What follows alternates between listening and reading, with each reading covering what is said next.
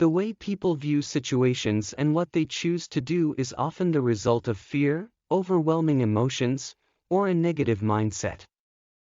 Let us highlight the forces behind your decisions and provide tools for adopting a positive mindset that leads to better decision-making. There are opportunities in any situation, no matter how bad it may seem. When you focus on them, you become optimistic and solutions-oriented.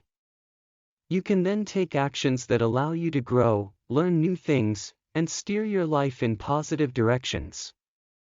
When you focus on obstacles, on the other hand, your problems seem unsolvable. You feel stuck and sorry for yourself. You might even blame others or make excuses for your circumstances. The key is understanding the thinking patterns that shape how we view the world. They determine whether we perceive opportunities or obstacles. Allowing the negative forces to take over makes us pessimistic and blinds us to opportunities. And tapping into the positive forces reveals opportunities to us.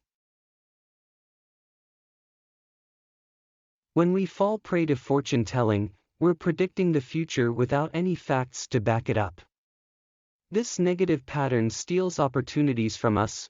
We convince ourselves that the odds are against us, so we don't even bother trying. In most cases, fortune-telling is an act of fear. We're afraid of disappointment or of having difficult conversations. Fortune-telling is a way of avoiding these things. To escape the trap of fortune-telling, we need to engage its positive counterpart, fact-finding. When you gather the facts of a situation, you can make educated decisions that are based on reality, not on a worst-case scenario you've predicted. Have you ever found yourself jumping to a conclusion after one small incident? Maybe you make a mistake after a few days in a new role and then convinced yourself that you weren't cut out for the job. Or maybe a harsh review led you to believe that a colleague didn't like you. When you overgeneralize, you allow single events, experiences, or even preconceived ideas to shape how you view yourself and the world around you.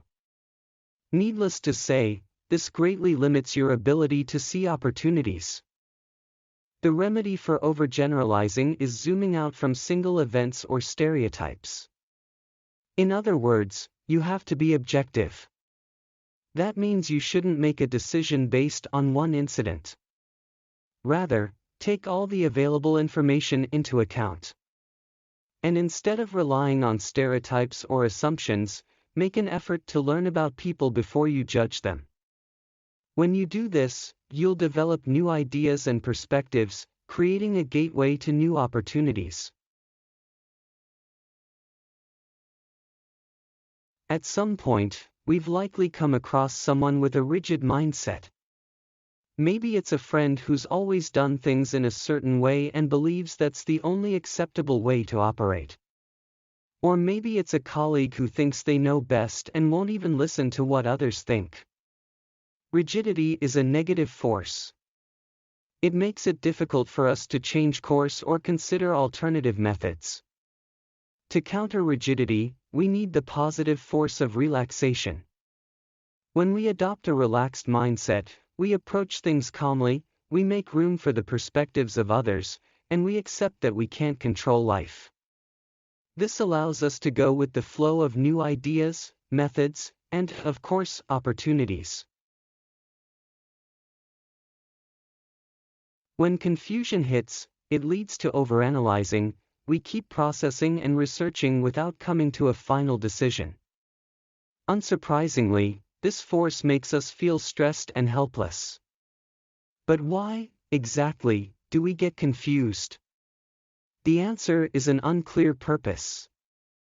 So, to stop the negative cycle of confusion, you need to tap into your purpose. This doesn't always have to be a grand life purpose. Sometimes it's simply what you'd like to achieve in that particular situation. Then consider each potential choice. How does it align with your purpose?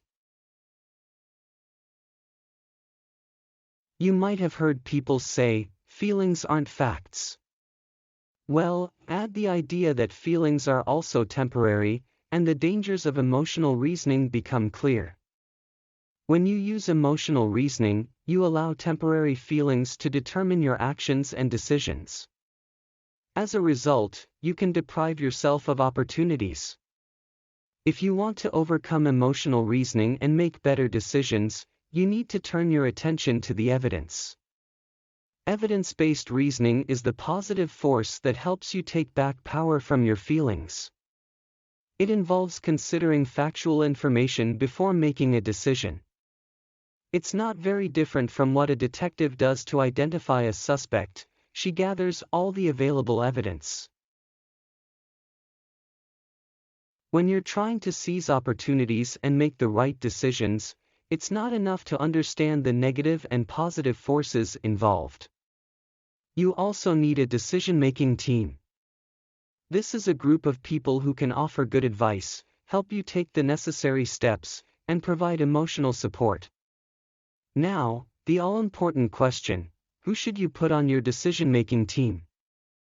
Well, the number one rule is to choose those who know you inside and out and are experts in the relevant area.